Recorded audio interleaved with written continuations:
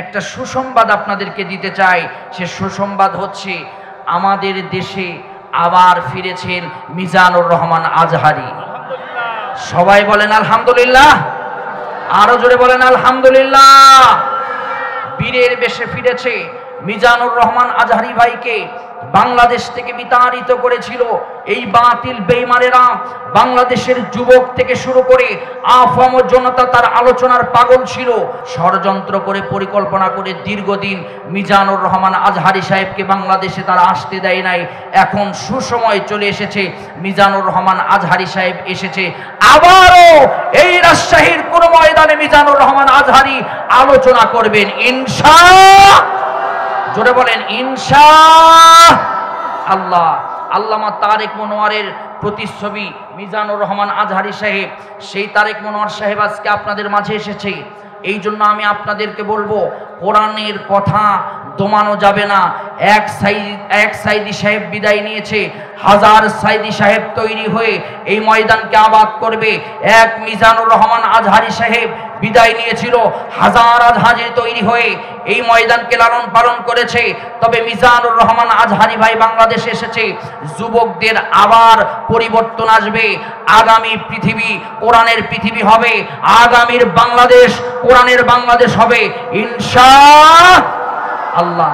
তবে কোন বাতিল বেঈমান যদি এবার মিজানুর রহমান আজহারি ভাইকে নিয়ে চক্রান্ত করে, বাংলার মুসলমান উত্তম জবাব দিয়ে দিবে। কথা বলেন ঠিক কি না? আরো জোরে বলেন ঠিক কি না?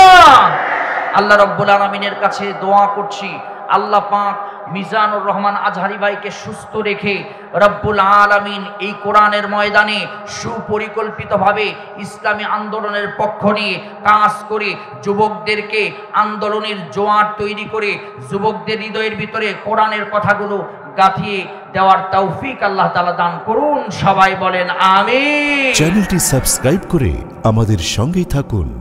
আসসালামু আলাইকুম ওয়া রাহমাতুল্লাহি ওয়া বারাকাতুহু। আলহামদুলিল্লাহি নাহমাদুহু ওয়া নাস্তাঈনুহু ওয়া নাস্তাগফিরুহু ওয়া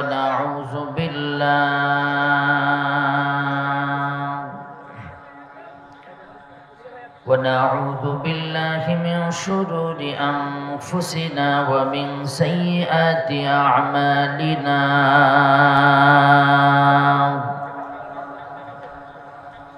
من يهد الله فلا مضل له ومن يضلله فلا هادي له.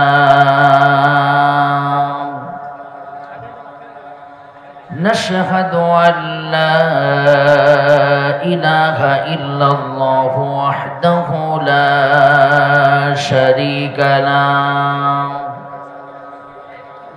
ونشهد أن سيدنا إمامنا قدوتنا حبيبنا وطبيبنا وطبيب قلوبنا محمدا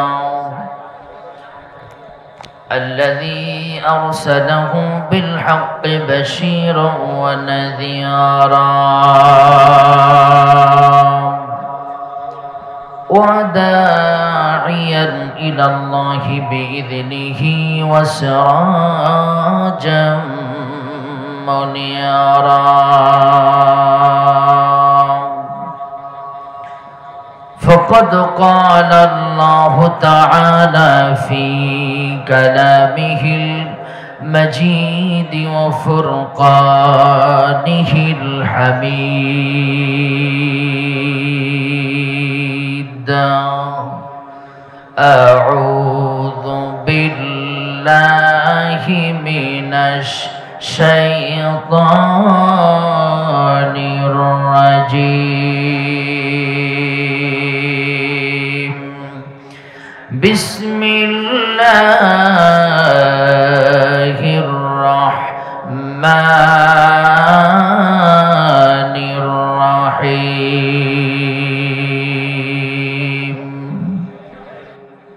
لقد كان لكم في رسول الله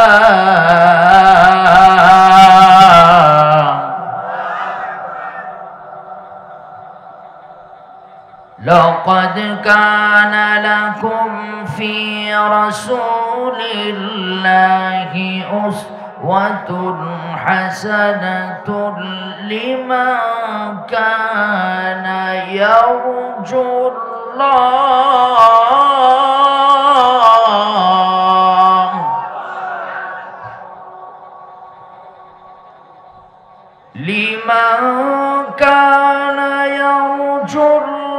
الله واليوم الآخر وذكر الله كثيرا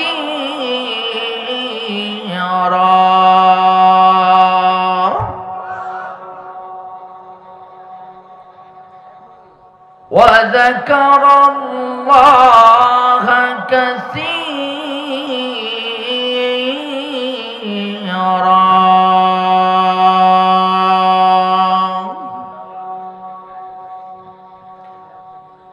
الله أكبر ولله الحمد بسم الله الرحمن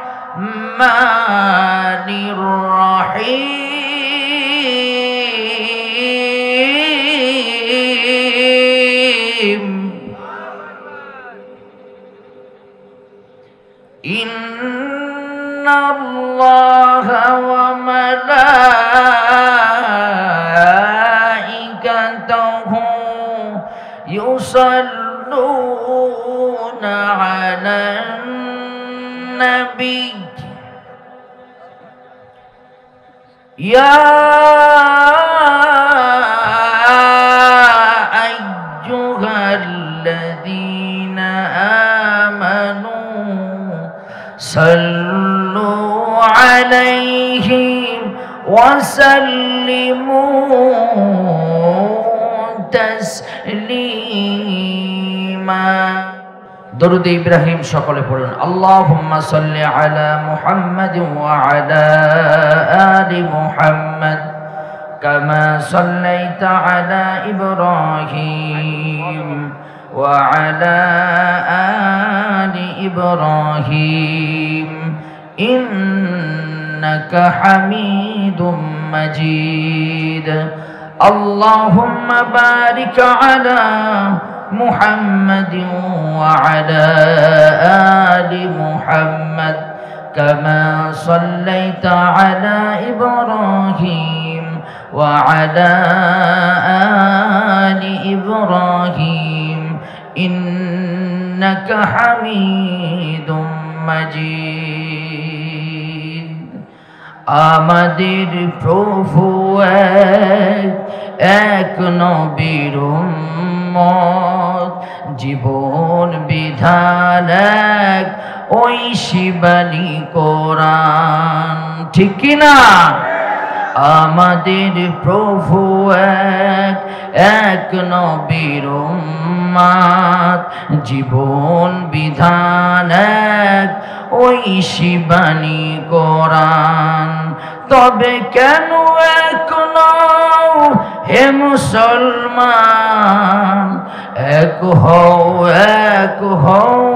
করি আহ্বান আমাদের প্রভু এক নবীর উম্মত জীবন বিধান এক ওই শিবানী কোরআন তবে কেন এক নও হে মুসলমান এক হও করি আহ্বান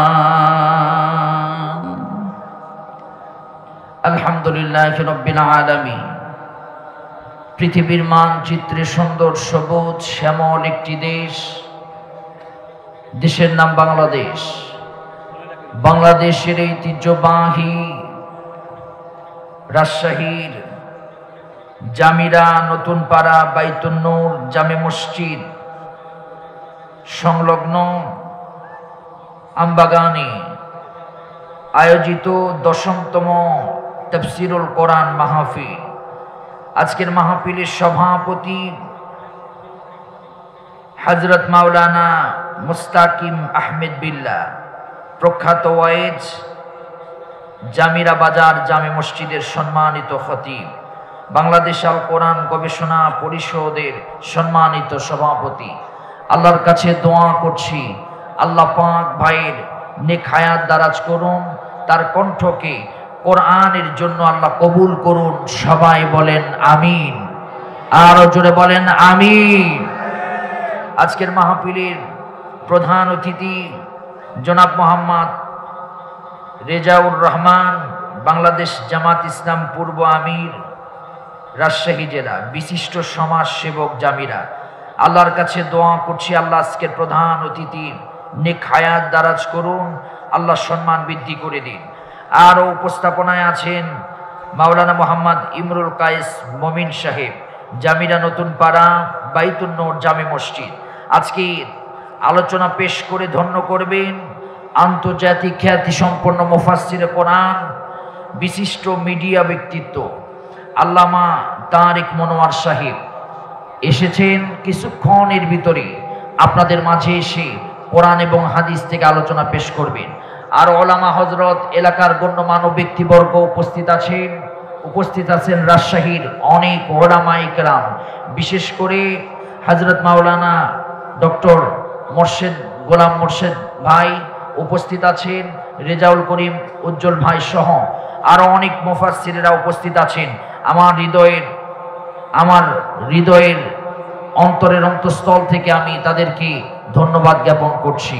আমার সামনে উপবিষ্ট ইসলাম প্রিয়, দিন প্রিয়, আল্লাহর দিনের মুজাহিদরা, পর্দার আড়ালে আয়েশার উত্তরসূরি, খাদিজার উত্তরসূরি আমার মা এবং বোনেরা, প্রাণ উজাড় করা ভালোবাসা নিংড়ানো আন্তরিক অভিনন্দন, তাহিয়াতুম বিসসালাম, আসসালামু আলাইকুম ওয়া রাহমাতুল্লাহ।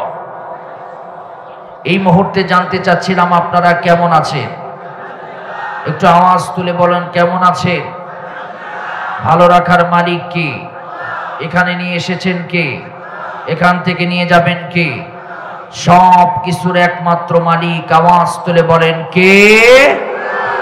যে আল্লাহর পাকের কাছে আরো শুকরিয়া আদায় করছি যে আল্লাহ পাক জালেম মুক্ত, স্বৈরাচার মুক্ত, দীর্ঘ 15.5 বছর পরে এই জালিমকে আমাদের মাথার উপর থেকে দিল্লি মামু বাড়িতে নিয়ে পৌঁছায় দিয়ে আমাদের এই দেশকে জালিম মুক্ত করেছেন।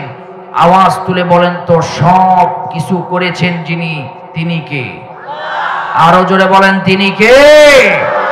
আল্লাহ পাক এই সামান্য ছাত্র আন্দোলনের মাধ্যমে এত বড় একজন জালিম স্বৈরাচারকে আমাদের উপর থেকে মুক্ত করে দিয়েছেন। আমরা সকলে জবান ছেড়ে একসঙ্গে আওয়াজ তুলে কণ্ঠে কণ্ঠ মিলিয়ে আমরা পড়ছি আলহামদুলিল্লাহ। আরো জোরে পড়ছি আলহামদুলিল্লাহ। রব্বানা লাকাল হামদ হামদান কাসীরান তয়্যিবান মুবারাকান ফিহি। আমরা শুকরিয়া করলাম, আল্লাহর প্রশংসা আদায় কর। আমরা দুরুদ আর সালাম পেশ করছি মানবতার একমাত্র শিক্ষক, মানবতার জন্য যিনি কথা শুধু বলেন নাই, কাজও করেছেন, মুহাম্মাদুর রাসূলুল্লাহ সাল্লাল্লাহু আলাইহি ওয়াসাল্লাম।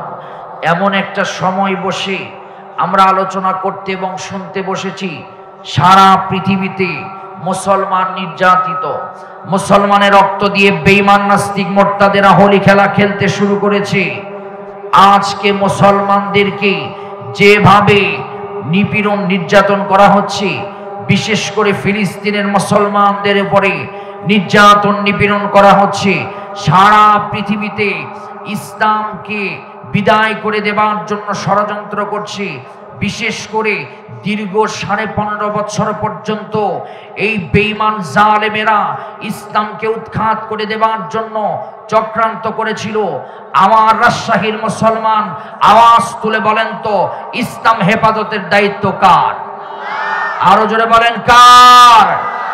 কারণ ইন্নাদ দীনা ইনদাল্লাহিল ইসলাম, ইসলাম হলো আল্লাহর মনোনীত জীবন ব্যবস্থা। ইসলাম যেখানে শান্তি সেখানে, ইসলাম যেখানে নাই শান্তি সেখানে নাই। এই জন্য আমরা ইসলামকে টিকিয়ে রাখার জন্য, কোরআনের বিজয়ের জন্য, ছাত্র বৈষম্য আন্দোলনের এই ছাত্রদের মাধ্যমে যে বাতিল বেঈমানদেরকে আজকে আল্লাহ পাক আমাদের মাথার উপর থেকে সরিয়ে দিয়েছেন। ও রাজশাহীবাসী, যদি প্রয়োজন হয় আর একবার যদি ডাক আসে এইরকম ছাত্র আন্দোলনের মতো, আর একবার যদি ডাক আসে বাতিল বেঈমানদেরকে তাড়ানোর পর ইসলামকে এই জমিনে বাস্তবায়ন করার জন্য, ইসলামকে কায়েম করার জন্য যদি আর একবার রক্তের প্রয়োজন হয়, কারা কারা রাজি আছেন এই বাতিল বেঈমানদের এই ভূমি থেকে বিদায় করার পর আবারও কোনো জালেম যদি আমাদের মাথার উপরে চেপে বসার চেষ্টা করে, আমরা জীবনের সর্বোচ্চ রক্ত দিয়ে আমরা আবার এই বাতিলদের মোকাবেলা করে ইসলামের বিজয় আনবো ইনশাআল্লাহ। জোরে বলেন ইনশাআল্লাহ। তবে এখনো ইসলামের পরিপূর্ণ বিজয় এখনো আসে নাই। কারণ হলো এখনো ইসলাম নিয়ে চক্রান্ত চলছে, কোরআনের আন্দোলন নিয়ে চক্রান্ত চলছে। মুসলমান বন্ধুগণ আমার, এই দীর্ঘ 15 বছরের কথা আপনাদেরকে কি বলবো। এইরকম করে আমি বাংলাদেশ জামাত ইসলামের নাম বলে আজকে আমির মহোদয়ের নাম বললাম, রেজাউর রহমানের এইরকম নাম বলা তো দূরের কথা, নাম থাকলে সেই মাহফিল গন্ডগোল করে দেওয়া হতো। এতদিন পর্যন্ত জালেমরা এত জুলুম করেছে, শত শত হাজার হাজার মাহফিলকে গন্ডগোল করে দিয়েছে সারা দেশ থেকে। শুধু তাই নয় আমার ভাইয়ারা, মাহফিলের নামে থানায় নিয়ে গিয়ে বেঈমান বাতিলরা টাকা খেয়ে মাহফিলের অনুমতি দিয়েছে। আমার প্রিয় মুসলমান বন্ধুগণ, সময় এসেছে দীপ্ত বিকণ্ঠে কথা বলার। এই স্বাধীনতা আল্লাহ পাক আমাদেরকে দান করেছেন। আর জালেমের জুলুম এত সর্বোচ্চ পর্যায়ে চলে গিয়েছিল, যেই জুলুমের কারণে শিশু থেকে শুরু করে নারী পুরুষ পর্যন্ত আল্লাহর কাছে ডেকে ডেকে বলেছিল, মাতা নাসরুল্লাহ, আল্লাহ তোমার সাহায্য কত দূর, আল্লাহ তোমার সাহায্য কত দূর। বিনা অপরাধে শত শত আলেম ওলামাদেরকে গ্রেফতার করে তাদের বাড়িঘর ভেঙে তাদের অস্তিত্বকে নাই করে দেওয়ার জন্য চক্রান্ত করে দীর্ঘদিন পর্যন্ত জেলখানায় রেখেছে।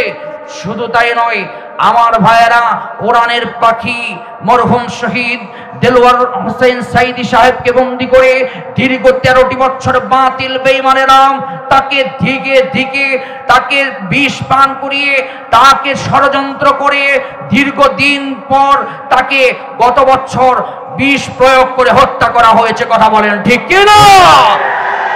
আমার ভাইয়েরা, এই জালেমেরা আলেমদের 116 জন আলেমের লিস্ট তৈরি করেছিলাম। এই আলেমদেরকে কোরআনের মঞ্চে কথা বলতে দেয় নাই।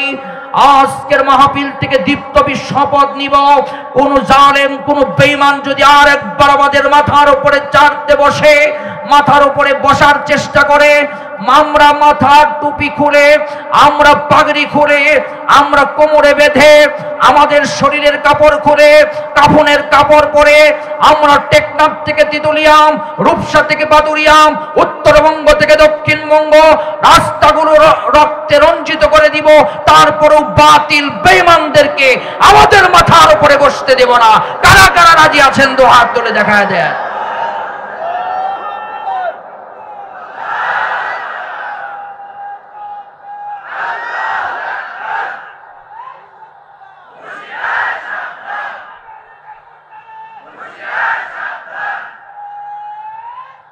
আলহামদুলিল্লাহ, সচ্চার থাকতে হবে, সর্বোচ্চ তাকবীরের আওয়াজ দিতে হবে।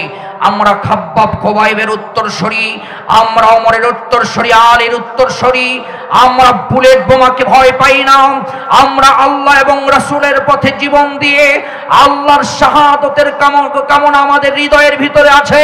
কোন বাতিল বেঈমান আমাদেরকে চক্ষু শক্তির ভয় দেখায়, লাঠি শক্তির ভয় দেখায়, পেশি শক্তির ভয় দেখায় আমাদেরকে দমাতে পারবে না।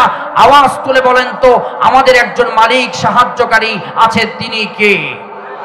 সবাই বলেন তিনি কে? আজকে যে আয়াতে কারিমা তেলাওয়াত করেছি, প্রেক্ষাপটের আলোকে আজকের আলোচনা পেশ করব। তবে একটা সুসংবাদ আপনাদেরকে দিতে চাই।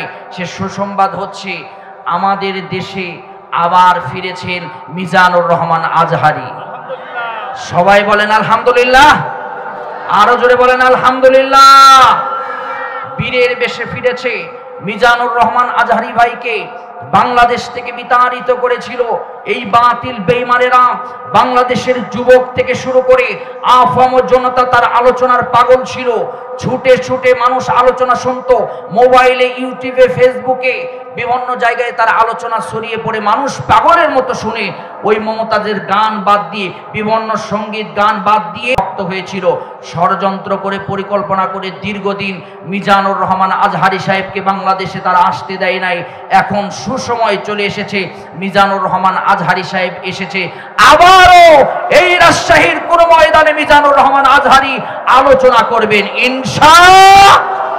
জোরে বলেন ইনশাআল্লাহ। আল্লামা তারেক মনোয়ারের প্রতিচ্ছবি মিজানুর রহমান আজহারি সাহেব, সেই তারেক মনোয়ার সাহেব আজকে আপনাদের মাঝে এসেছে। এই জন্য আমি আপনাদেরকে বলবো, কোরআনের কথা দমানো যাবে না। এক সাইদি সাহেব বিদায় নিয়েছে, হাজার সাইদি সাহেব তৈরি হয়ে এই ময়দানকে আবাদ করবে। এক মিজানুর রহমান আজহারি সাহেব বিদায় নিয়েছিল, হাজার আজহারি তৈরি হয়ে এই ময়দানকে লালন পালন করেছে। তবে মিজানুর রহমান আজহারি ভাই বাংলাদেশে এসেছে, যুবকদের আবার পরিবর্তন আসবে। আগামী পৃথিবী কোরআনের পৃথিবী হবে, আগামীর বাংলাদেশ কোরআনের বাংলাদেশ হবে ইনশাআল্লাহ। তবে কোন বাতিল বেঈমান যদি এবার মিজানুর রহমান আজহারি ভাইকে নিয়ে চক্রান্ত করে, বাংলার মুসলমান উত্তম জবাব দিয়ে দিবে। কথা বলেন ঠিক কি না?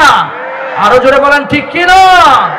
আল্লাহ রাব্বুল আলামিনের কাছে দোয়া করছি, আল্লাহ পাক মিজানুর রহমান আজহারি ভাইকে সুস্থ রেখে রব্বুল আলামিন এই কোরআনের ময়দানে সুপরিকল্পিতভাবে ইসলামী আন্দোলনের পক্ষ নিয়ে কাজ করে যুবকদেরকে আন্দোলনের জোয়ার তৈরি করে যুবকদের হৃদয়ের ভিতরে কোরআনের কথাগুলো গাঁথিয়ে দেওয়ার তৌফিক আল্লাহ তাআলা দান করুন। সবাই বলেন আমিন।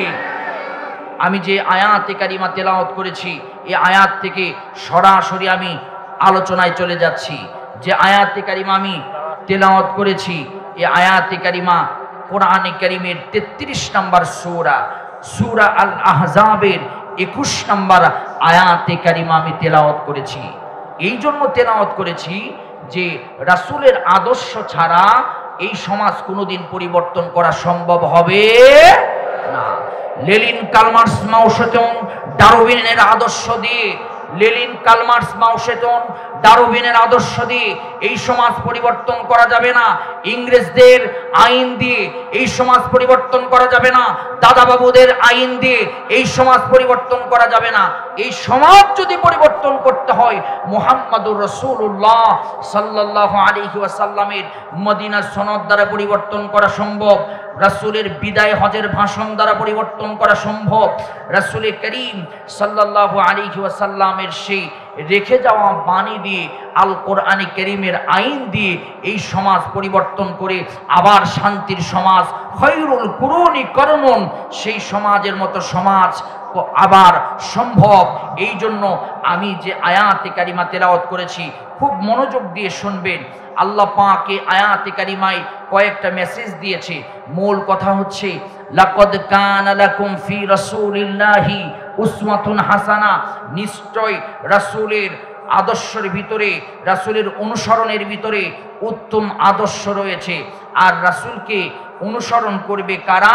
আল্লাহ রাব্বুল আলামিন বলেছেন, 3টি গুণ যাদের থাকবে তারা রাসূলকে অনুসরণ করতে পারবে। আওয়াজ তুলে বলেন তো, গুণ যেন কয়টা? আরো জোরে বলেন, গুণ যেন কয়টা? আল্লাহ রাব্বুল আলামিন কোরআনে কারীমের সূরা আহজাবে উসওয়াতুন হাসানার পর থেকে আল্লাহ পাক বলেন, রাসূলকে অনুসরণ করতে পারবে, রাসূলের আদর্শ গ্রহণ করতে পারবে 3টা গুণ যাদের ভিতরে থাকবে। লিমান কানা ইয়ারজুল্লাহ,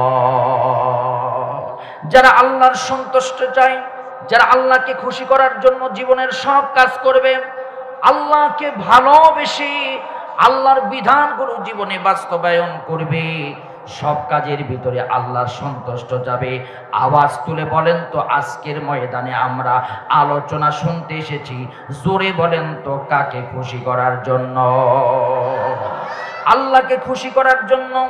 আল্লাহ পাক কোরআনে কারীমের ভিতরে বলেন, কুল ইন্না সালাতি ওয়া নুসুকি ওয়া মাহইয়ায়া ওয়া মামাতি লিল্লাহি রাব্বিল আলামিন।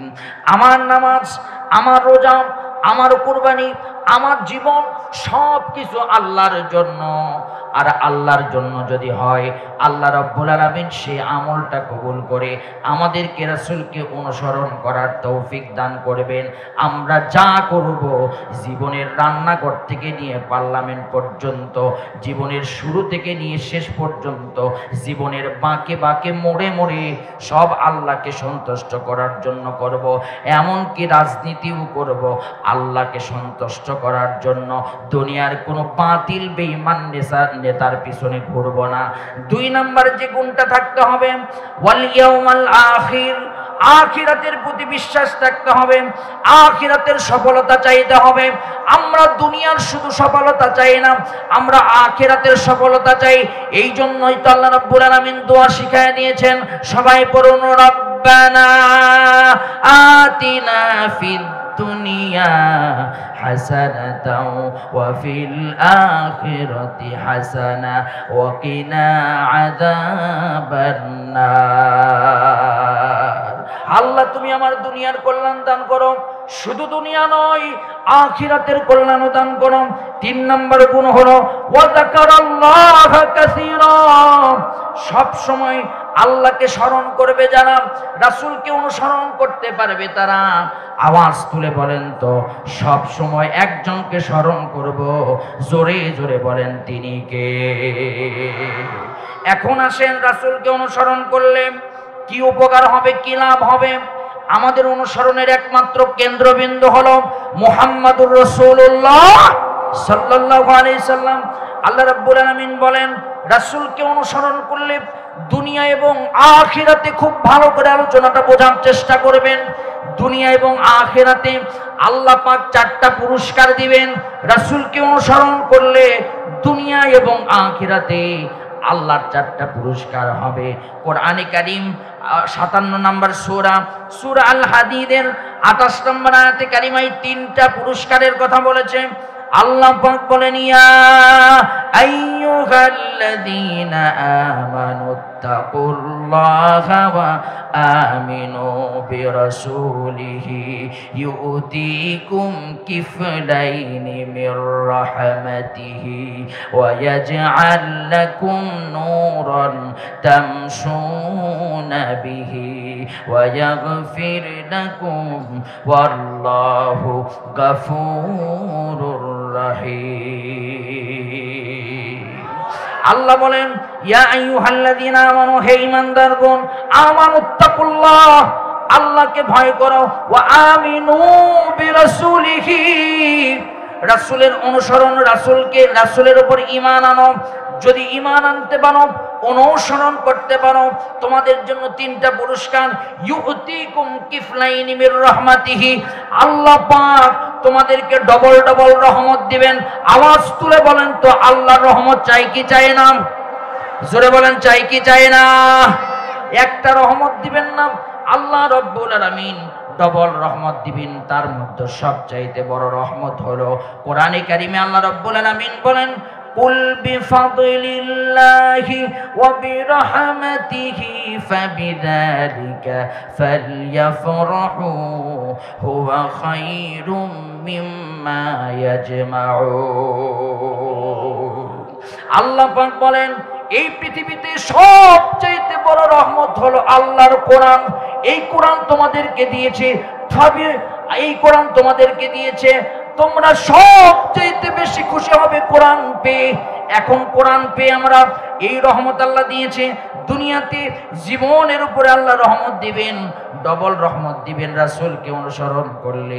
খুব ঠান্ডা মাথায় কথাগুলো বোঝার চেষ্টা করবেন। 2 নম্বর পুরস্কার হলো ওয়ায়াজআল লাকুম নূরান তামশুনা বিহি, আল্লাহ এমন একটা আলো দান করবেন যে আলো দিয়া দুনিয়ায় পথ চলতে কোনো কষ্ট হবে না, আখিরাতেও পথ চলতে কষ্ট হবে না। সেই আলো হলো আল্লাহর কোরআন। 3 নম্বর পুরস্কার হলো ওয়ায়াগফির লাকুম, আল্লাহ জীবনের সব গুনাহ মাফ করে দিবেন। আওয়াজ তুলে বলেন তো আমাদের জীবনের গুনাহ আছে না নাই? জোরে বলেন আছে না নাই?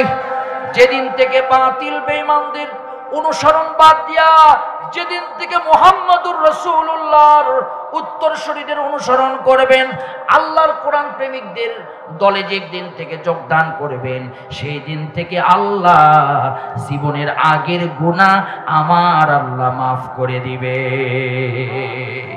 আমার ভাইরা, আমার প্রিয় বন্ধুগণ, আল্লাহ রাব্বুল আলামিন কোরআন কারীমের 25 নম্বর সূরা ফুরকানের 70 নম্বর আয়াতে বলেন, ইউবাদদিলুল্লাহু সাইয়্যাতিহিম হাসানাত ওয়া কানাল্লাহু গফুরার রহিমা। আল্লাহ পাক ওই গুনার জায়গাগুলো পরিবর্তন করে সওয়াব দান করে দিবেন।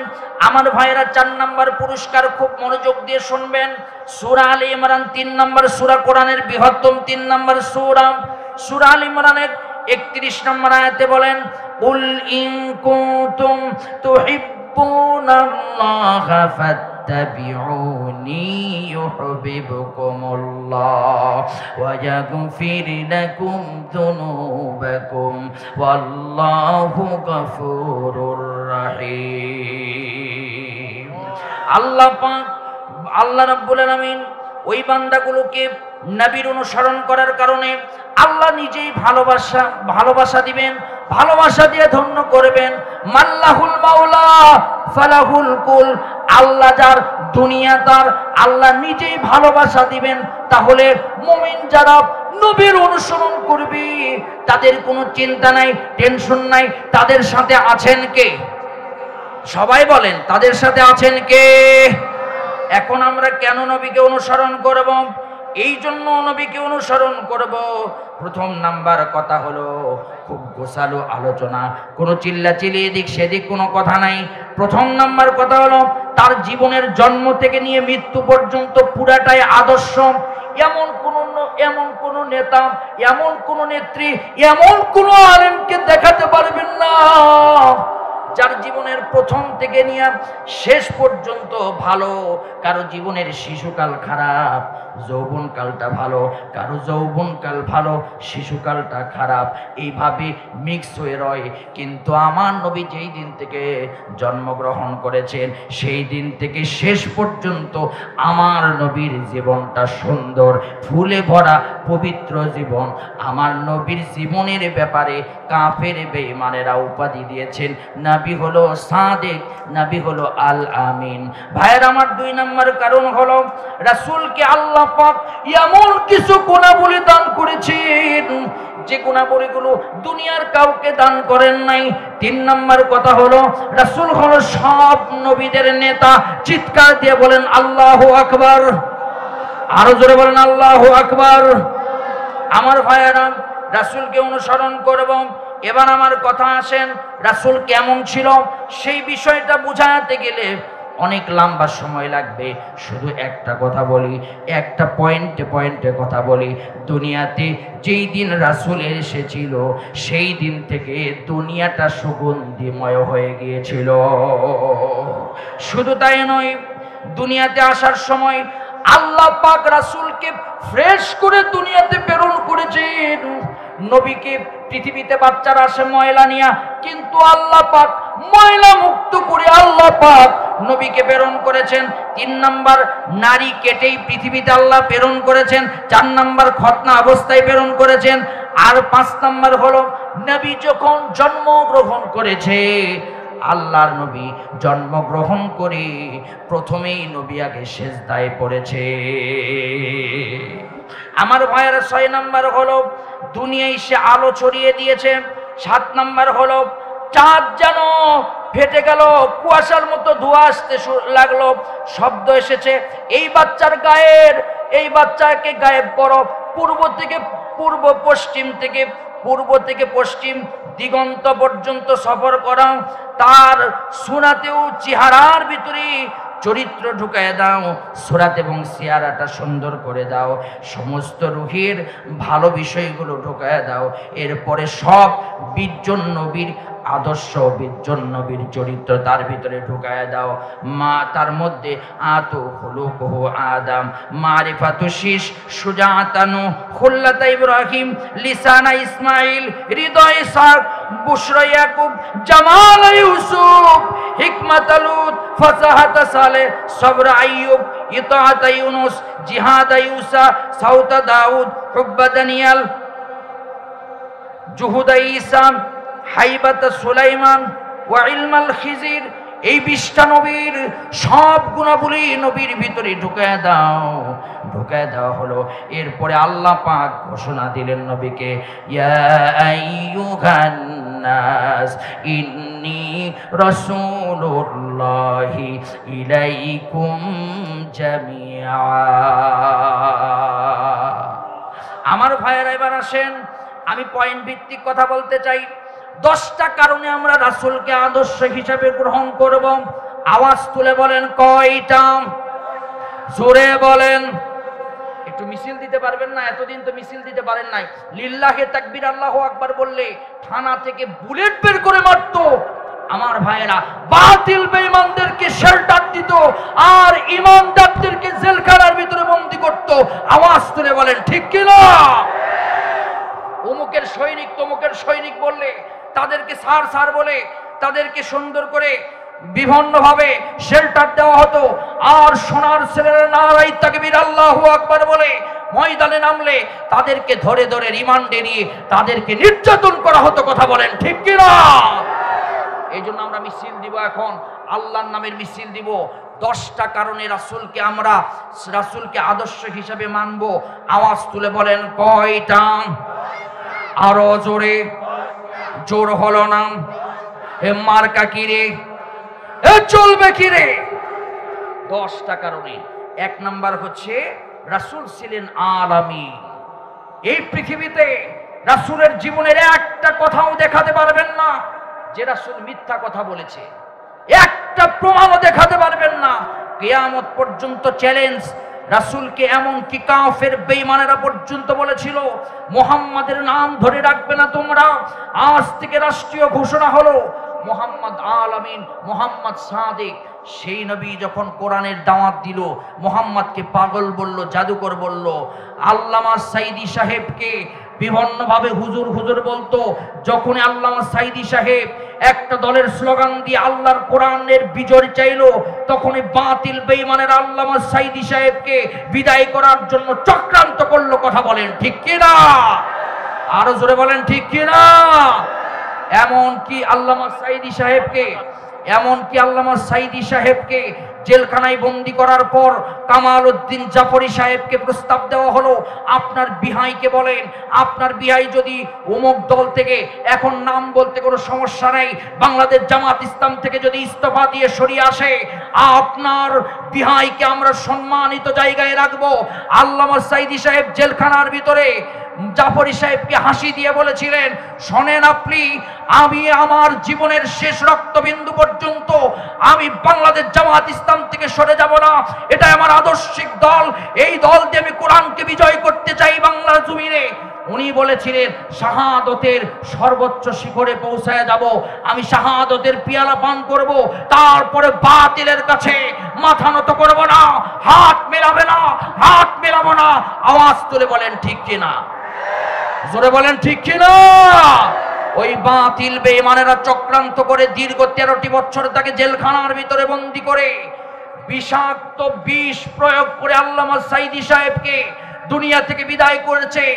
আজকে জামিরার মুসলমান ও আমার আজকের রাজশাহীর মুসলমান, আজকের মাহফিল থেকে আমরা দীপ্ত বিকণ্ঠে বলতে চাই, আমাদের আল্লামাকে বাংলাদেশের গৌরব, আর সারা পৃথিবীতে যার নাম, শত শত মুসলমান, শত শত হিন্দু যার হাতে মুসলমান হয়েছে, সেই আল্লামাকে যারা বিষ প্রয়োগ করে বিদায় করেছে, এই বাংলার মাটিতে তাদের বিচার হবে। আওয়াজ তুলে বলেন ঠিক কিনা? যারা আলেমদের লিস্ট তৈরি করেছে, ওই শামসুদ্দিন মানিক এই বিচারপতি তাকে তার সে কলা পাতার উপরে শুয়ে সে পালানোর চেষ্টা করেছে, কিন্তু পালাতে পারে নাই। তাকে ধরে নিয়ে এসে জেলখানা থেকে যখন জজ কোর্টে উঠানো হচ্ছিল, তখন তাকে ডিম মেরে মানুষ তাকে লাঞ্ছিত করেছে, অপমানিত করেছে এবং জায়গায় ও জায়গায় মার দিয়েছে। কথা কন না কেন, ঠিক কি না? ইন্নাহুম ইয়াকিদুনা কাইদাম ওয়া আকিদু কাইদাম ফামাহিলিল কাফিরিনা আমহিলহুম রুয়াইদাম।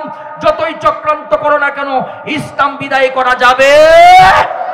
জোরে বলেন, যাবে?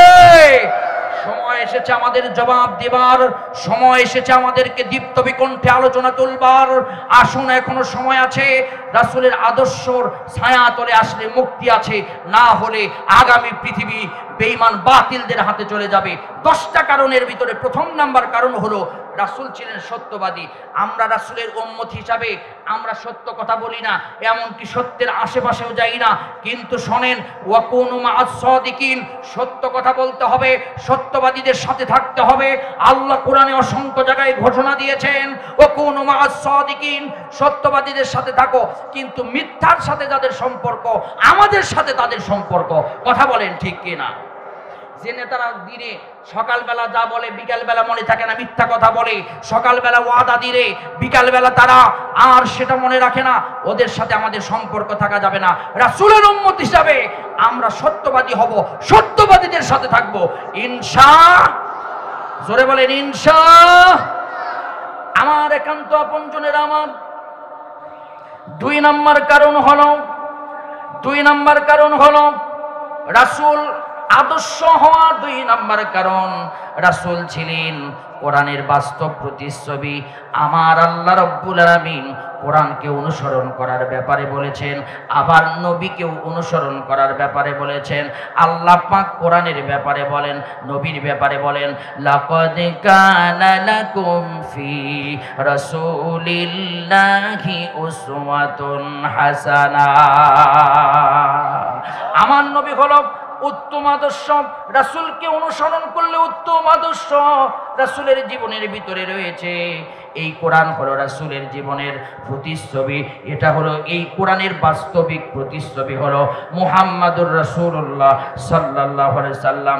আম্মা জান আয়েশা রাদিয়াল্লাহু তাআলা আনহার কাছে নবী জিজ্ঞাসা করেছিলেন, আল্লাহ নবীর সাহাবীরা জিজ্ঞাসা করেছিলেন, রাসূলের চরিত্র কেমন, রাসূলের জীবনে আপনি বলুন। আম্মা জান আয়েশা রাদিয়াল্লাহু তাআলা আনহা বলেছিলেন, কানা খুলুকুহু কোরআন। কোরআন হলো রাসূলের জীবনের প্রতিচ্ছবি। তাহলে কোরআনকেও অনুসরণ করতে হবে, রাসূলকেও অনুসরণ করতে হবে। আল্লাহ পাক কোরআন শরীফের ভিতরে কোরআনকে অনুসরণ করার ব্যাপারে বলেন, ইত্তাবিউ মা উনজিলা ইলাইকা মির রাব্বিকুম ওয়া লা তাত্তাবিউ মিন দুনিহি আউলিয়া। জোরে কোন আল্লাহু আকবার। আমার আল্লাহ পাক কোরআন শরীফের ভিতরে বলেছেন, এই কোরআনকে অনুসরণ করতে হবে। সমাজ জীবন থেকে নিয়ে রাষ্ট্রীয় জীবন পর্যন্ত আল্লাহর কোরআনকে মেনে নিতে হবে, আল্লাহর কোরআনকে বুকের ভিতরে জায়গা দিতে হবে। আমার প্রিয় ভাইয়েরা, আমার একান্ত আপনজনেরা, আমার কথাগুলো খুব মনোযোগ দিয়ে শুনবেন। 3 নম্বর, রাসূলকে অনুসরণ করব। অনুসরণ করলে আল্লাহ জীবনের গুনাহ মাফ করে দিবেন। কোরআন তার সাক্ষী, কোরআন তার দলিল। সূরা আল ইমরানের ভিতরে আল্লাহ রাব্বুল আলামিন বলেন, কুল ইন কুনতুম তুহিব্বুনাল্লাহ ফাত্তাবিউনি ইউহিব্বুকুমুল্লাহ ওয়া ইয়াগফির লাকুম যুনুবাকুম ওয়াল্লাহু গফুরুর রহিম। আল্লাহ রাব্বুল আলামিন বলেন, রাসূলকে অনুসরণ করলে জীবনের গুনাহ মাফ হয়ে যাবে। ওয়া ইয়াগফির লাকুম, জীবনের গুনাহ আল্লাহ মাফ করে দিবেন। ভাইয়েরা, আমার আলোচনা করতে গেলে অনেক লম্বা হয়ে যাবে। আল্লাহর নবীকে অনুসরণ করেছিলেন টপ 10 সন্ত্রাসী হযরত ওমর রাদিয়াল্লাহু তাআলা আনহু। জীবনের গুনাহ আল্লাহ মাফ করে দিয়া হযরত ওমরকে জান্নাতের গ্যারান্টি দিয়েছিলেন। দুনিয়াতে থাকতে 2 নম্বরের জান্নাতি হিসাবে হযরত ওমরকে ঘোষণা করেছিলেন। আলোচনা আমার লম্বা হয়ে যাবে। শুধু তাই নয়, হযরত ওমরের সম্মান এত বৃদ্ধি পেয়েছিল, লা ইলাহা ইল্লাল্লাহ পড়ার পর আল্লাহর কোরআন দিয়ে জীবন চালানো, সমাজ চালানোর কারণে হযরত ওমরকে আল্লাহ পাকের পক্ষ থেকে 12.5 লক্ষ বর্গ মাইলের প্রেসিডেন্ট আল্লাহ বানায় দিয়েছিলেন। শুধু তাই নয়, হযরত ওমর রাদিয়াল্লাহু তাআলা নবর একক সিদ্ধান্তের ব্যাপারে আল্লাহ পাক কোরআন শরীফে 21টি আয়াত আল্লাহ ওমরের শানে নাজিল করেছে। জোরে জোরে বলেন সুবহানাল্লাহ। আমার ভাইয়েরা, 3-4 নাম্বার হলো রাসূল হলো রহমত। এই পৃথিবীতে আল্লাহ পাক 3টা রহমত দিয়েছেন। প্রথম নাম্বার রহমত হলো বিশ্বনবী মুহাম্মদুর রাসূলুল্লাহ সাল্লাল্লাহু আলাইহি সাল্লাম। কোরআনে কারীম তার ঘোষণা, ওয়া মা আরসালনাকা ইল্লা রাহমাতাল লিল আলামিন। আল্লাহ নবীকে সারা পৃথিবীর সকল জগতের জন্য রহমত করেছেন। 2 নম্বর রহমত হলো আল্লাহ পাকের কোরআনে কারীম বলছে, ওয়া নুনাজ্জিলু মিনাল কুরআনি মা হুয়া শিফাউন ওয়া রাহমাতুল লিল মুমিনিন ওয়া লা ইয়াজিদুয যালিমিনা ইল্লা খাসারা। আল্লাহ পাক এই কোরআন মুমিনদের জন্য রহমত করেছেন। 3 নাম্বার রহমত হলো পিতা মাতা। আল্লাহ পাক বলেন, ওয়াখফিদ লাহুমা জানাহাল যুল্লি মিনার রাহমাতি ওয়া কুর রাব্বিরহামহুমা কামা রাব্বায়ানি সগীরা। সবাই একবার ঠোঁটের সঙ্গে ঠোঁট লেগে বলুন, ওয়া কুর রাব্বিরহামহুমা কামা রাব্বায়ানি সগীরা। আমারে মা জননী, আমারে সুখের ঠিকানা, কান্নাকে হাই আঁচলে লুকাই, দুঃখকে হাই আঁচলে লুকাই। আমারে মা জননী, আমারে সুখের ঠিকানা। যার ঘরে মা আছে, যার ঘরে বাবা আছে, আল্লাহ পাক পৃথিবীর শ্রেষ্ঠ 3টা রহমতের ভিতরে আল্লাহ অন্যতম রহমত তার ঘরে রেখেছেন। আল্লাহর নবী বলেন, যার ঘরে মা আর বাবা আছে, সে যদি মা বাবার খেদমত করে, আল্লাহ পাক তার জীবনের সমস্ত বিপদ থেকে আল্লাহ রক্ষা করবেন। আর শ্রেষ্ঠ রহমত আমাদের মাঝে আছে কোরআন। আর শ্রেষ্ঠ রহমত বিশ্ব নবী নাই, কিন্তু নবীর রেখে যাওয়া আদর্শ আমাদের ভিতরে আছে। আওয়াজ তুলে বলেন তো, এই আদর্শগুলো আমাদের মানার দরকার আছে না? না। আমার ভাইয়েরা, আমার প্রিয় বন্ধুগণ, খুবই মনোযোগ দিয়ে শোনেন আমার রাসূল কেমন রহমত। আপনাদেরকে বোঝানোর জন্য একটা আলোচনা আমার করতে হবে। বিশ্বনবী মুহাম্মদুর রাসূলুল্লাহ সাল্লাল্লাহু আলাইহি সাল্লামের জীবন 2 ভাগে বিভক্ত। একটা হলো মক্কি জীবন, 2 নম্বর হলো মাদানী জীবন। মক্কি জীবনে আমার রাসূল কিছুদিন কোরআনের দাওয়াত প্রকাশ্য দিতে পারেন নাই। নবী আমার গোপনে গোপনে কোরআনের দাওয়াত দিয়েছেন। যখনই কোরআনের দাওয়াত প্রকাশ্য দিয়েছেন, রাসূলকে নির্যাতন করা হয়েছে, নিপীড়ন করা হয়েছে, রাসূলের পথ পর্যন্ত বন্ধ করে দেওয়া হয়েছে। এমনকি রাসূলের যারা সাহাবী, ঈমানের যারা লা ইলাহা ইল্লাল্লাহ পড়ে যারা কালিমা পড়েছে, তাদের উপরে এত নির্যাতন করেছে। নির্যাতনের সহ্য না করতে পেরে তারা বলেছেন, নবী আমাদেরকে আপনি পথ দেখায় দেন। নবী তাদেরকে হিজরত করার আদেশ দিয়েছে। আমার ভাইয়েরা, আবিসিনিয়ায় হিজরত করেছে সাহাবীরা। বিশ্বনবী মুহাম্মদুর রাসূলুল্লাহ সর্বশেষে হিজরত করবেন যখন, আমার নবী হিজরতের পূর্ব মুহূর্তে আমার নবীর মনটা বড় খারাপ।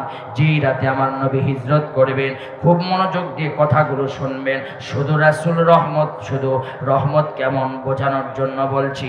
আমার নবী যখন হিজরত করবেন, বিশ্ব নবী মুহাম্মদুর রাসূলুল্লাহ তার বিছানায় হযরত আলী তার জামাইকে রেখে গিয়েছিলেন আর বলেছিলেন, আমার আমানতগুলো খিয়ানত করবে না, আমার আমানতগুলো তোমরা মানুষের কাছে ফিরে দিবে।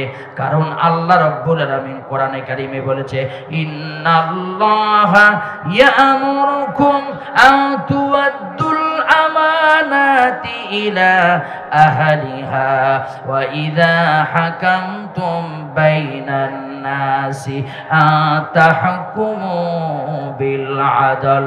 জোরে জোরে বলেন আল্লাহু আকবার। আমার নবী রেখে গিয়েছিলেন, আর নবী যখন হিজরত করবেন, নবী চিন্তা করলেন, আমার বাবার দেশ মক্কা, এই মায়ের দেশ মক্কা, শ্বশুর বাড়িও আমার মক্কা। শুধু তাই নয়, এই মক্কা নগরীতে আল্লাহ পাকের কাবা অবস্থিত।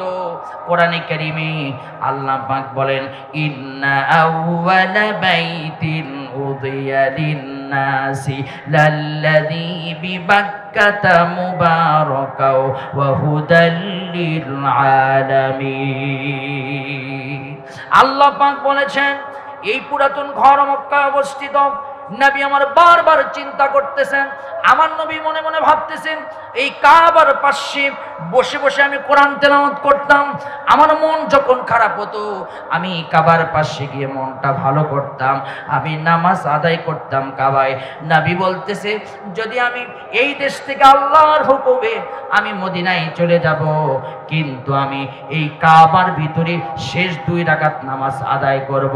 আওয়াজ তুলে শুনতে চাচ্ছিলাম, ও রাজশাহীর মুসলমান, হাত তুলে বলেন তো, কাবার মালিক কে? আমাদের মালিক কে? জীবনের মালিক কে? আমার ভাইরা, আমার প্রিয় বন্ধুগণ, আল্লাহর নবী যে দেখলেন কাবার ভিতরে ঢুকবেন, চাবি লাগানো কাবার ভিতরে, গেটের ভিতরে চাবি ঝুলানো। বিশ্বনবী মুহাম্মদুর রাসূলুল্লাহ খোঁজ করতে করতে ওই চাবির মালিককে তার বাড়িতে চলে গেলেন। বাড়ির দরজায় নক করলেন, নক করার পর দরজাটা খুলে দিল, পরিচয় দিলেন, কে তুমি? ডাক দিয়ে বলছে, আনা মুহাম্মদ ইবনে আব্দুল্লাহ, আমি আব্দুল্লাহর ছেলে মুহাম্মদ। এই কথা বলার সঙ্গে সঙ্গে ওই লোকটা বলছে, শোনো, তুমি কাবার ভিতরে ঢুকতে পারবা না। বলছে, ভাইজান, 2টা রাকাত নামাজ আদায় করব, আর কোনোদিন তোমাদেরকে বিরক্ত করব না। এই কাবায় 2 রাকাত নামাজ পড়ে আমি বিদায় নিব। কারণ মুমিন যখন বিপদে পড়ে, মুমিন তখন জোরে বলেন সাহায্য চায় কার কাছে? ফাসাব্বিহ বিহামদি রাব্বিকা ওয়াস্তাগফির। আমার ভাইয়ের, আমার প্রিয় বন্ধুগণ, বিশ্বনবী বললেন, ভাই, কোনো ক্ষতি করব না, কাবার গেটটা খুলে দিবে। আমি প্রাণ পুরে মন ভরে এই মক্কা ছেড়ে চলে যাচ্ছিলাম। আমার মনে বড় আফসোস, আমি এই কাবার পাশে দাঁড়িয়ে দাঁড়িয়ে নামাজ আদায় করতে পারবো না। আমার মন অত্যন্ত খারাপ, কিন্তু তুমি 2টা রাকাত নামাজ পড়ার সুযোগ দাও। নবী যখন এই কথা বলছে, দারুন নদওয়াতে তোমার নামে বৈঠক হয়েছে, এই কাবার চাবি তোমাকে দেওয়া যাবে না।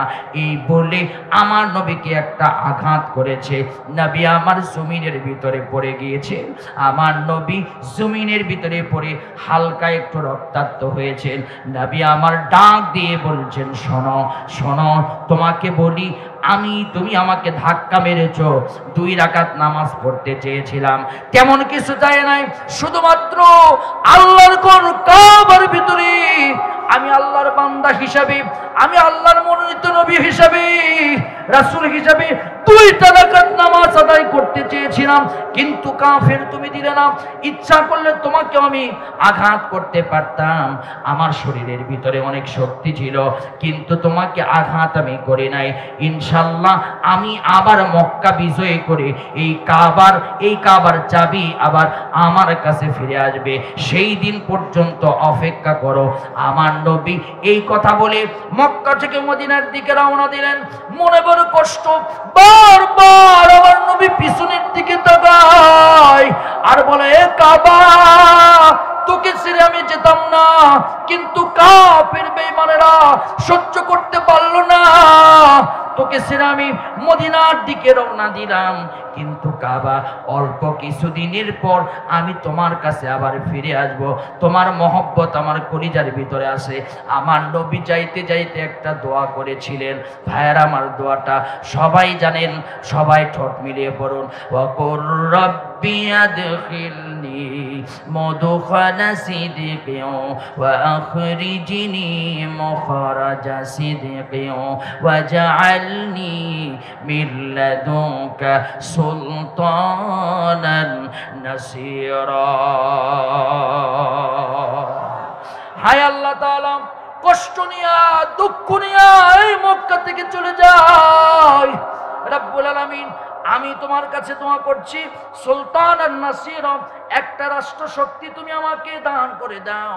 কিন্তু বাংলাদেশে কিছু লোক বলে হুজুররা রাষ্ট্র ক্ষমতা চাই কেন? শুধু তাই নয়, আরো অনেক নবী রাষ্ট্র ক্ষমতা চেয়েছে। সুলতান আর নাসির উত্তম সাহায্যকারী রাষ্ট্র ক্ষমতা।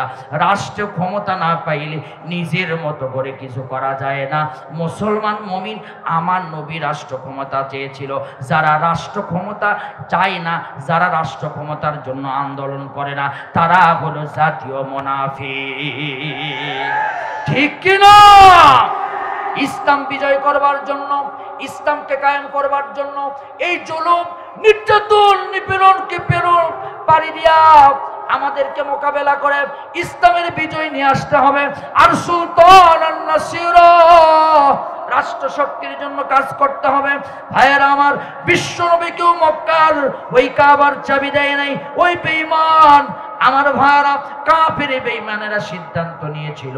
কিন্তু একটা ঘটনা বলি, এই আমার ভাইয়েরা দীর্ঘ 15টি বছর আল্লামা, দীর্ঘ 13টি বছর আল্লামা সাইদি সাহেবকে নির্যাতন করেছে।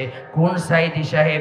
যে সাইদি সাহেব পৃথিবীর কয়েকজন মানুষ কাবার ভিতরে ঢুকে নামাজ পড়ার সুযোগ পেয়েছিল, তার মধ্যে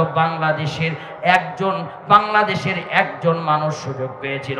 সে হলো বিশ্বনন্দিত মুফাসসিরে কোরআন আল্লামা সাইদি সাহেব। ঠিক কিনা?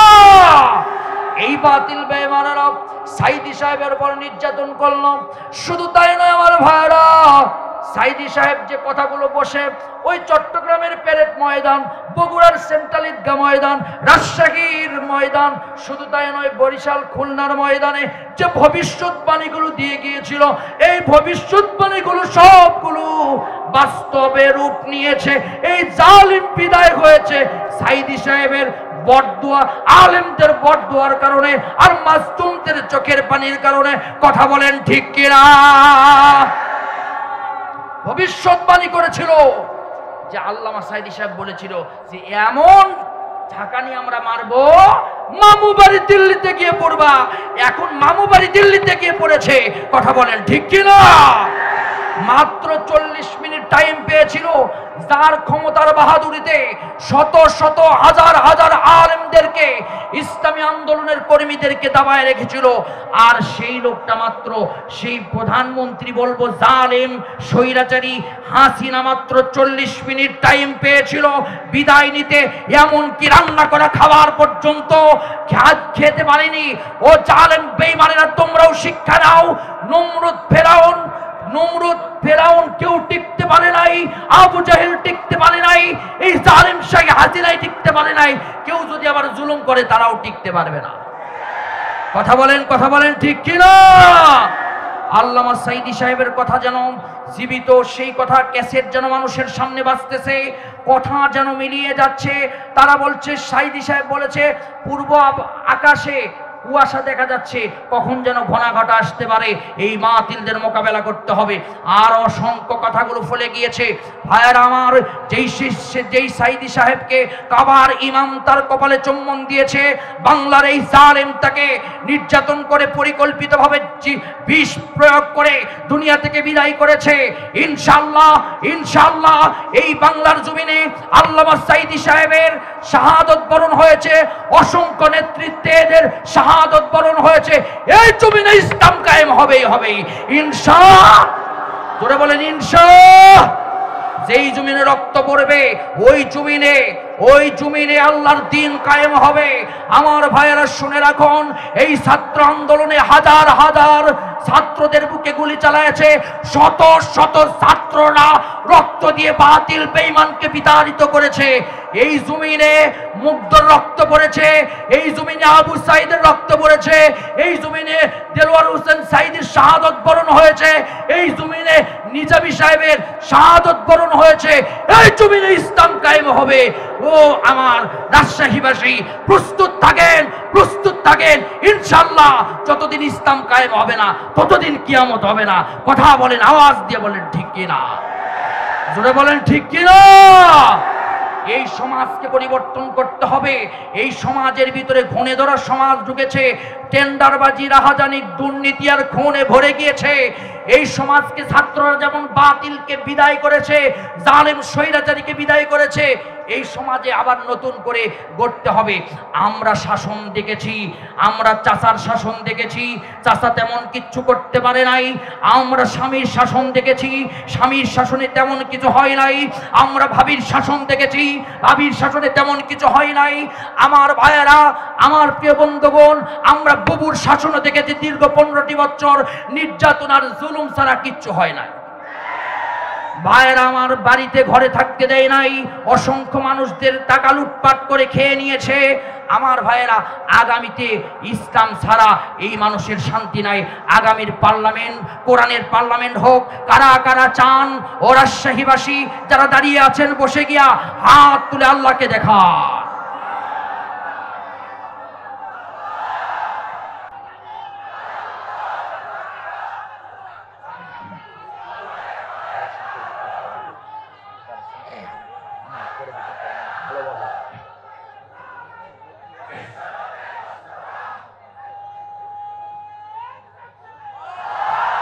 তাকবীরের আওয়াজ ভোলা যাবে না।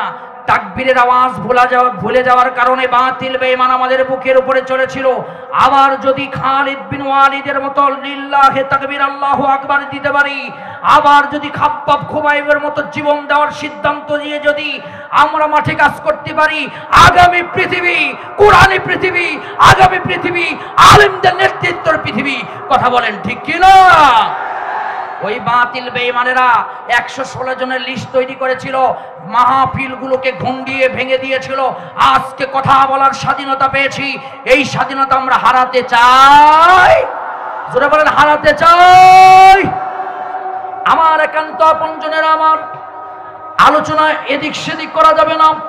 এই কিছুক্ষণের ভিতরে তারেক মনোয়ার সাহেব আপনাদের মাঝে চলে আসবেন।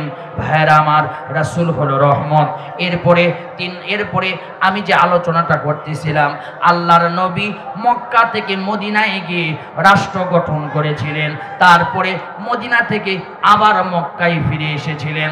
আমার নবী যখন সাহাবীদেরকে নিয়ে মক্কায় ফিরে এসে যখন আমার রাসূল মক্কায় ফিরে আসার সময় খাদিজাতুল কুবরার কবরের পাশে দাঁড়িয়ে নবী আমার থমকে গেলেন, কান্নাকাটি শুরু করলেন। সাহাবীরা বলল, ইয়া রাসূলুল্লাহ, ইয়া হাবিবাল্লাহ, এখনো তো কাবার প্রান্ত আমরা পাই নাই।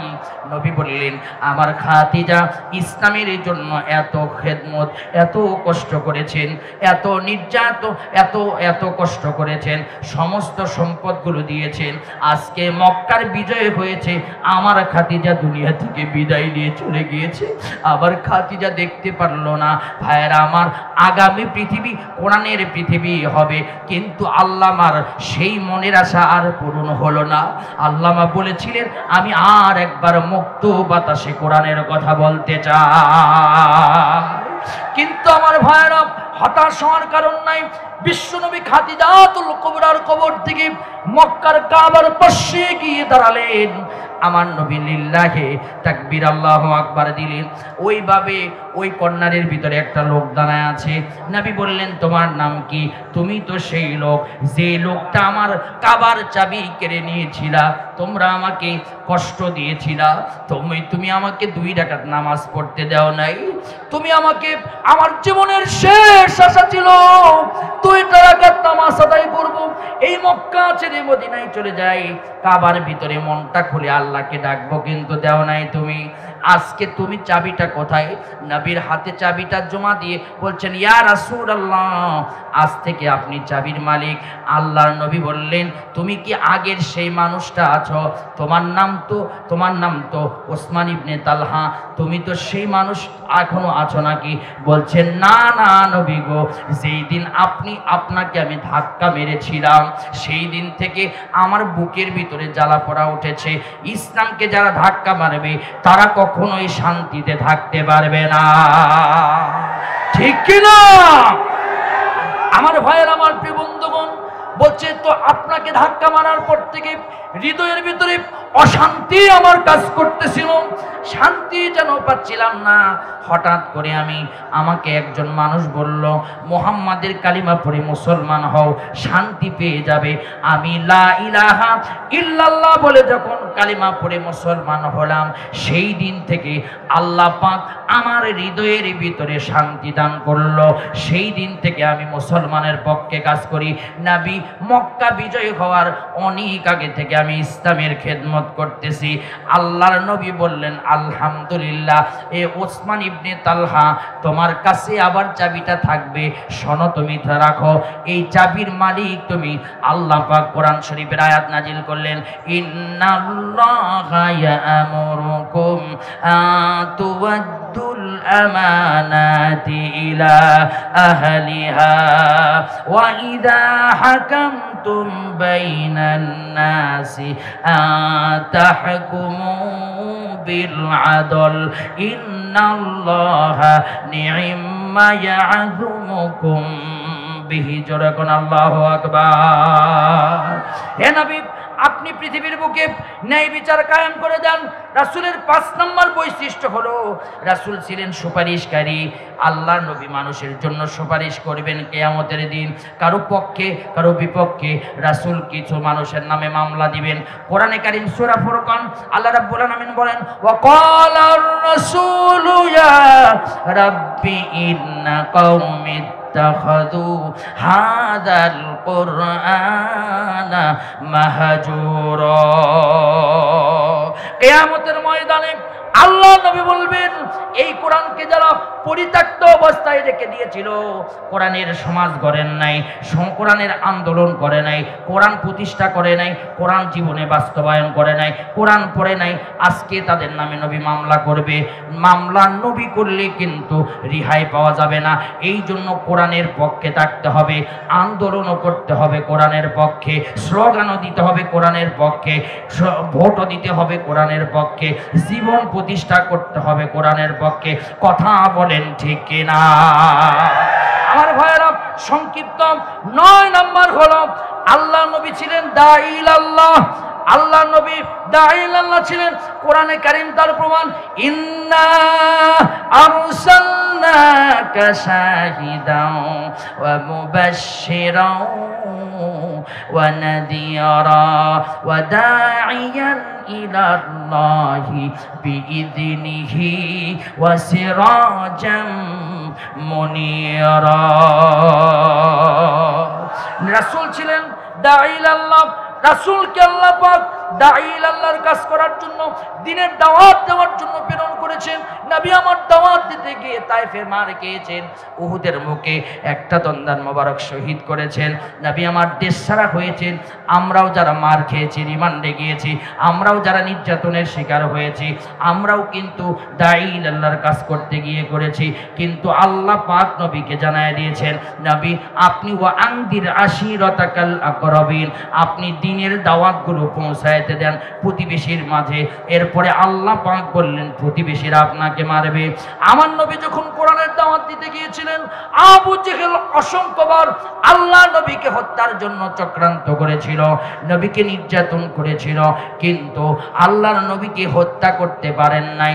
যে নবীর গায়ে মশা মাছি বসা হারাম ছিল, সেই নবী তায়েফের ময়দানে মার খেয়েছেন শুধুমাত্র কোরআনের দাওয়াত দিতে গিয়া, শুধুমাত্র ইসলামের দাওয়াত দিতে গিয়া। আর আল্লাহ পাক ঘোষণা করেছেন কোরআনে কারীমের ভিতরে, আল্লাহ রাব্বুল আলামিন কোরআনে কারীমের ভিতরে বলেন, ইয়া আইয়ুহার রাসূলু বাল্লিগ মা উনজিলা ইলাইকা মির রাব্বিক ربك وإن لم تفعل فما بلغت رسالته والله يعصمك من الناس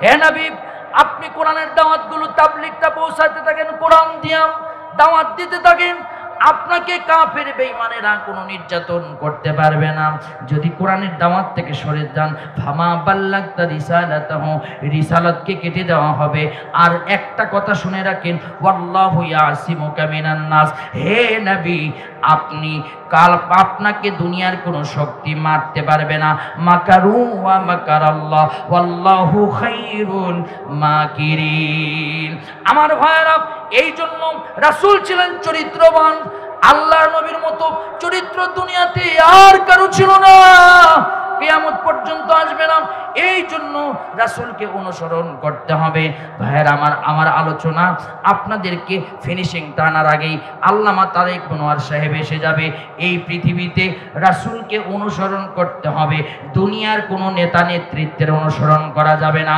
দুনিয়ার কোনো বানানো তন্ত্রমন্ত্র অনুসরণ করা যাবে না আমাদেরকে অনুসরণ করতে হবে একমাত্র নবীকে আর কিতাব হিসাবে একমাত্র আল্লাহর কোরআনকে আমাদের অনুসরণ করতে হবে রাসূল বলেছেন তারাকতু ফীকুম আমরাইন বিদায় হজের ভাষণে আল্লাহ নবী বলেছেন শোনো তারাকতু ফীকুম আমরাইন আমি দুইটা জিনিস তোমার মাঝে রেখে গেলাম তোমাদের মাঝে এক নাম্বার হলো কিতাব আল্লাহ এক নাম্বার আল্লাহর কিতাব দুই নাম্বার হলো সুন্নাত রাসূল রাসূলের সুন্নাহ আমার রেখে যাওয়া সুন্নাহ যদি আঁকড়ে ধরতে পারো তোমরা বিজয় লাংতা দিল্লু পথভ্রষ্ট হবে না আল্লাহ পাকের জান্নাতে চলে যাবে কিন্তু আমার ভাইরা আল্লাহর কোরআনকে আমরা পরিপূর্ণ অনুসরণ করি না রাসূলের জীবনকে পরিপূর্ণ অনুসরণ করি না একটা কথা বলি আমার আলোচনার ইতি এখানেই টানবো হাদিস একটা এসেছে হাদিসটা হলো মান তামাসসাকা বিসুন্নতি ইনদা ফাসাদি উম্মতি ফালাহু আজরু মিয়াতিন শাহিদ কেউ যদি একটা সুন্নাতকে অনুসরণ করে সে যেন আল্লাহর নবীর 100টি গলা কাটা শহীদের সওয়াব সে যেন পেয়ে গেল জোরে বলেন সুবহানাল্লাহ আমার ভাইরা বর্তমানে সবচেয়ে বড় সুন্নাহ হলো জমিনে আল্লাহর দ্বীন কায়েম করা কথা বলেন ঠিক কিনা এই জন্য আসেন আমরা দ্বীন কায়েমের আন্দোলনে শামিল হব ইনশাআল্লাহ জোরে বলেন ইনশাআল্লাহ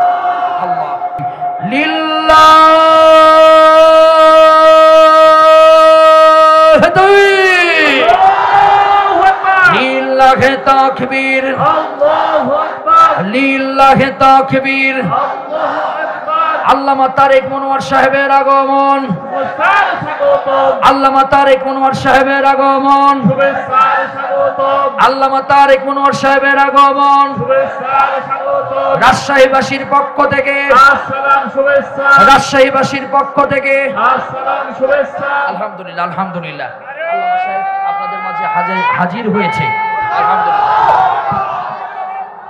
জি আলহামদুলিল্লাহ আপনারা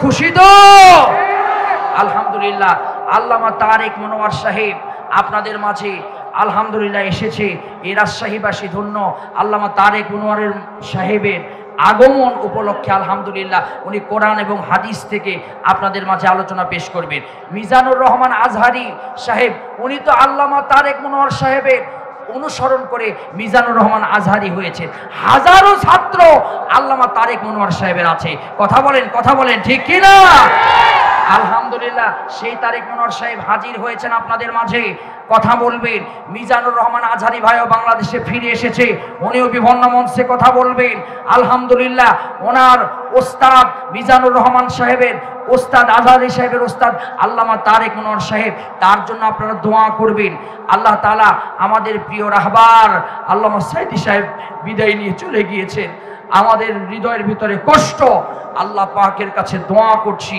আল্লাহ পাক যেন আমাদের প্রিয় রাহবার হযরত মাওলানা আল্লামা তারেক মনোয়ার সাহেবের নেক হায়াত আল্লাহ দান করেন সবাই বলেন আমিন আরো জোরে বলেন আমিন আল্লাহ পাক তাদের মাধ্যমে যেন ইসলামের বিজয় দেখার তৌফিক আল্লাহ আমাদেরকে দান করে। সবাই বলেন আমিন। আল্লাহ কবুল করুন। আল্লাহ তাআলা সব দায়ীদের প্রতি রহমত নাজিল করুন। আমি দোয়া চেয়ে বিদায় নিচ্ছি। আমাদের আল্লামা এসেছেন, তাকে বসে রেখে কথা বলা এটা আমাদের জন্য বেয়াদবি হয়ে যাবে। আপনারা যারা এখানে দাঁড়ায় আছেন, এখানে যারা দাঁড়িয়ে আছেন, মেহেরবানি করে বসুন। অনেক পর্যাপ্ত জায়গা আছে, মেহেরবানি করে বসুন। আল্লাহ তাআলা সকলকে কবুল আর মঞ্জুর করুন। আল্লাহ আমাদের সকলের প্রতি রহমত নাজিল করুন। আল্লাহ তাআলা এই মাহফিলকে কবুল করুন। যারা এই আয়োজন করেছেন আল্লাহ পাক তাদের প্রতি রহমত করুন। আসসালামু আলাইকুম ওয়া রাহমাতুল্লাহি ওয়া বারাকাতুহু।